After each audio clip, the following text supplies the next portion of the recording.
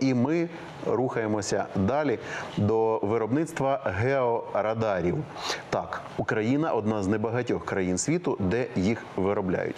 Що це за штука? Це пристрої для сканування того, що знаходиться під землею.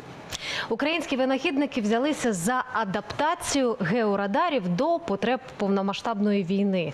Подробиці після короткої паузи. Тож наша наступна історія про Володимира Іващука. Він розробник, який нещодавно виготовив прототип георадару для пошуку мін. Правильно, якщо ми шукаємо щось під землею, звісно, це передовсім міни. Зазвичай георадари використовуються в прокладенні комунікацій на будівництві. Однак через вторгнення російських окупантів все змінилося. Такі пристрої допомагають військовим та цивільним у розміновуванні територій. Детальніше про це в сюжеті Анни Мельниченко та Павла Загорняна. Мене звуть Володимир Іващук. Ми розробляємо георадари. Ми не використовуємо ніяких компонентів від інших виробників, а всі елементи наших систем розробляли самотужки.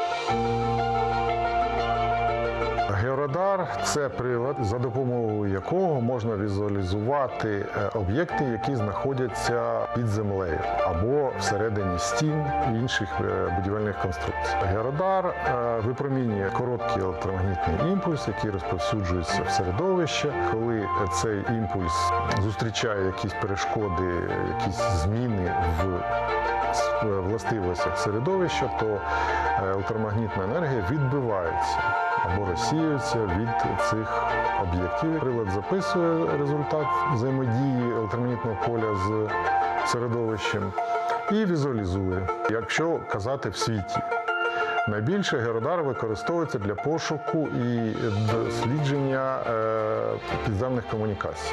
В археології георадар дозволяє нерівнівним методом дослідити достатньо великі площі, яким чином можна зрозуміти, який же об'єкт ми знайшли. Для цього є фактично один тільки шлях – це побачити форму цього об'єкту. Для цього робиться велика кількість георадарних профілів паралельних, і в результаті ми можемо отримати 3D-картинку.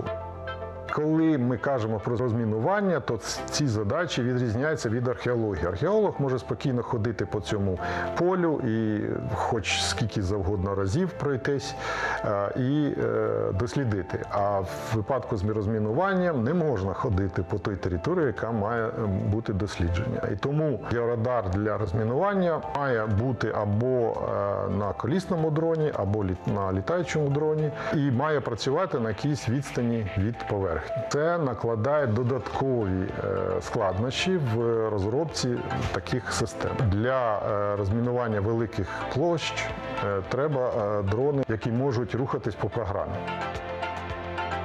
І ми витратили деякий час на будування антенних систем. На базі стандартних георадарів ми розробили спеціальні георадари, які можна використовувати з дронів. Перевага георадарної технології в пошуку мін порівняно з металошукачем. Металошукач дуже вразливий, коли на поверхні ґрунту є багата кількість навіть маленьких металевих шматочків. А це на полі бою всюди. І в нас є прототипи георадарів, які можна носити дронами, носіями. І є прототип георадара ручного, який використовується так само, як металошукач. Тобто він пікає, коли ви рухаєтесь над міною. В світі фірм, які виробляють георадари, штук 6. В всій Європі, якщо не брати Норвегію і Швецію, то в Англії була одна фірма з невеликим обсягом, в Італії. І все. Ми зараз розробляємо деякі технології подвійного використання. Якщо війна закінчиться, потреба в цих технологіях не зменшиться. І от моя мрія, щоб ми змогли завершити ці розробки, щоб наша держава була отримувачем цих технологій. І в результаті безпека наших сімей, наших міст буде на більш високому рівні.